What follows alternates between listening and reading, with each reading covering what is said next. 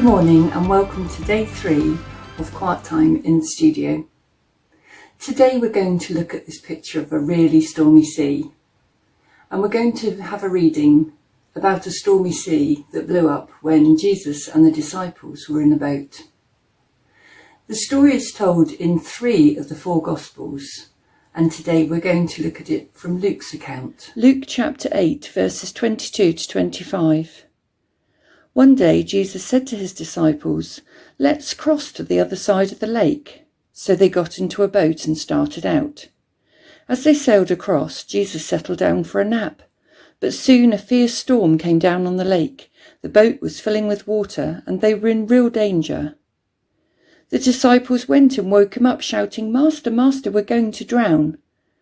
When Jesus woke up, he rebuked the wind and raging waves, and suddenly the storm stopped and all was calm. Then he asked them, "Where is your faith?" The disciples were terrified and amazed. "Who is this man?" they asked each other. "When he gives a command, even the wind and waves obey him." The boat was being swamped. The disciples were fearing for their lives and they shouted, "Don't you care that we're drowning?" They'd seen him do so many amazing things, so many miracles, and they needed him to act now. This actually wasn't the painting that I'd chosen for today.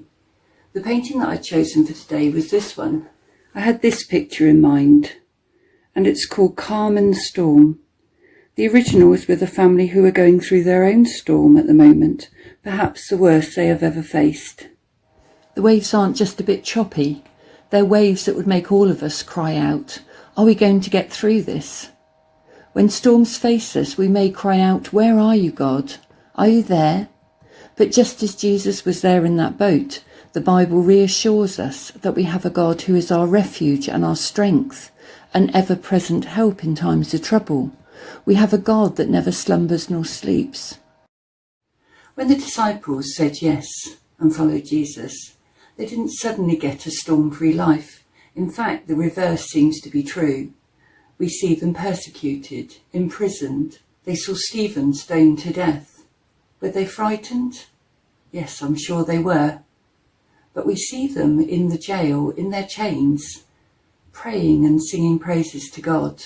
The man in this storm has a calm sea within him, even though he's surrounded by deep waves. Can we know peace even in the storm?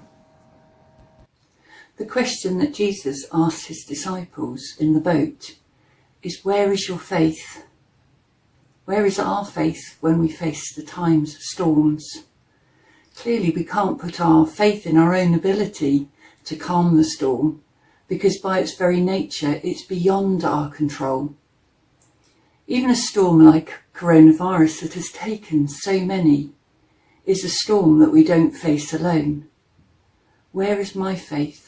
Who do I turn to when I'm in a storm? This painting was painted in church, and as I painted it, we were singing the song Oceans. There's a line in the song that says, "I will call upon his name and keep my eyes above the waves when oceans rise." He is our focus. He hasn't bailed out. He's still here with us. We're not facing the storm alone. Until this morning, my song choice was Casting Crowns, I Will Praise You in the Storm. And it's a great song, and I'm still going to put it in the links. But this morning, the family that I mentioned that have this picture posted this song on social media.